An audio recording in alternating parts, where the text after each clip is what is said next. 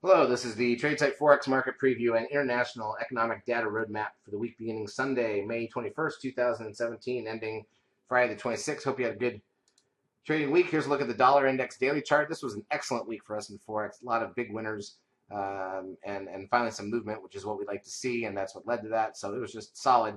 Dollar got weaker almost every day except Thursday, and overall a bigger move in 1 week than we've mostly seen over the last. It was a move equal to or greater than half of the move that we've seen over 4 months. So that's why Forex market gets exciting like this. You get clean triggers, especially stuff we saw on Friday and stuff like that. The levels are really respected, and you just make a lot of money. Let's go through the major daily charts, then we'll look at the intraday action, then we'll talk about the news coming out this week. So here's the euro dollar. As usual, it's the inverse of the dollar index. Here's the pound dollar. Didn't move as much. More of the action was on the euro and the other pairs, but it still hit new highs. Here's the Aussie dollar. New highs for recently anyways. Here's the Aussie dollar. Bounced a little bit. One that was important, we've talked about this last week, the New Zealand dollar had a 13 buy signal on the low candle and was up this week. So anybody that took advantage of that also made some money. Here's the pound yen. Came back down a bit. Actually, the euro yen was up net for the week, just barely. And the pound Swiss was down. All right, let's look at the intra-week action. So here's 30-minute candles. And high to low on the euro dollar was almost 300 pips, which is much better than what we've been seeing. And it was a steady move. Monday up, Tuesday up, Wednesday up, Thursday low pause, and Friday up. So a lot of days and opportunities to make money there.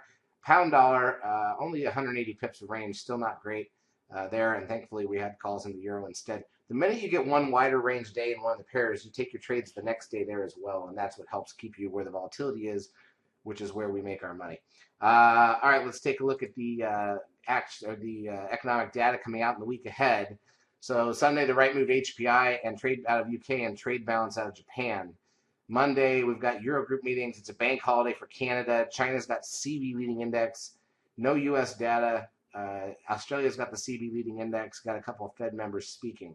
Jump to Tuesday, we've got the all industries activity out of Japan, trade balance out of Switzerland, German final GDP for the first quarter, French, German, and broad European manufacturing PMI and services PMI data.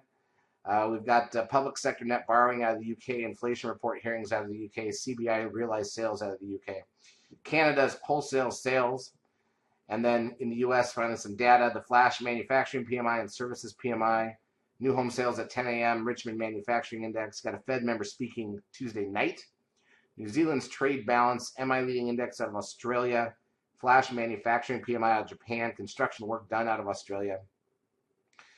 German 10-year bond auction on Wednesday.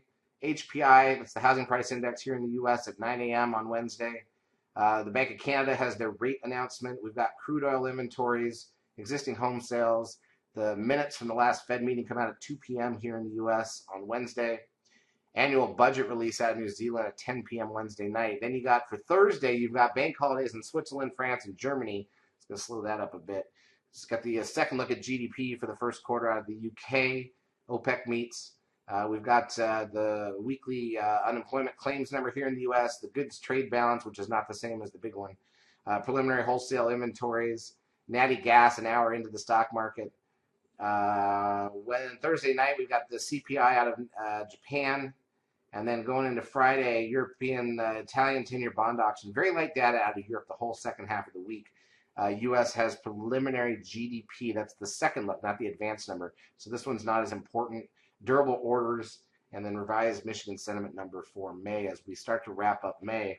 Remember, take a look at your calendar because the week after, so we have this week ahead. The week after Monday is Memorial Day. Markets are closed. Banks are closed. That'll leave 2 days left in May, and then we're into June, already into the last month of the first half of the year. How fast it goes. Charts, as usual, brought to you by eSignal. If you've not yet taken a trial of our services, feel free to do so. We will help you out for a couple weeks. Have a great trading week.